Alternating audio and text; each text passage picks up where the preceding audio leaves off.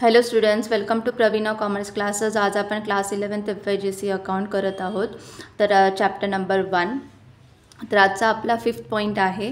तर आज आपण बघणार आहोत लायबिलिटी. तर लायबिलिटीज मीन्स व्हॉट? तर liability means total amount payable by the business to other is known as a liability. तर जी काही अमाऊंट आपण बिझनेस स्टार्ट करण्यासाठी दुसऱ्यांकडून घेतलेली असेल, काही असू शकतं, फर्निचर घेण्यासाठी, काही लँड घेण्यासाठी, काही जे लमसम अमाऊंट्स आपण दुसऱ्याकडून घेतलेले असेल काही टाईम पिरियडसाठी, तर जी काही टोटल अमाऊंट असेल तर ते कधी ना कधी आपल्याला देणं आहे दुसऱ्याला. तर जी काही टोटल अमाऊंट आहे ती पेएबल असणं, तर त्या प्रोसेसला लायबिलिटी असं म्हटलं जातं. Debt or amount due owed by the business is called as a liability. Debt म्हणजेच काय? कर्ज.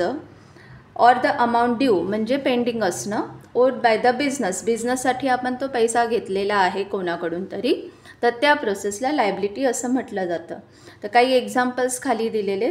तर फॉर एक्झाम्पल बँक लोन म्हणजे बँकेकडून आपण काही कर्ज घेतलेलं असेल तर बँकला आपण देणे करू आहोत. बँक ओव्हरड्राफ्ट, काही एक्सेस अमाऊंट आपण बँकेकडून घेतलेली असेल तर ते आपण देणे करू आहोत.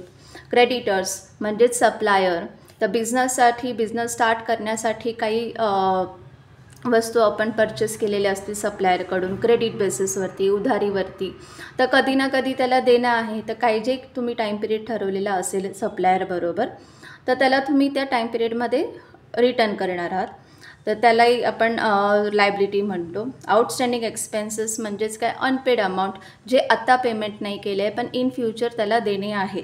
तर हे सगळे जे एक्झाम्पल्स आहेत लायबिलिटीजचे.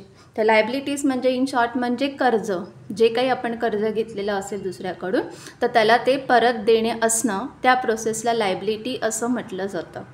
सो होप तुम्हाला कळालं असेल व्यवस्थित. थँक्यू.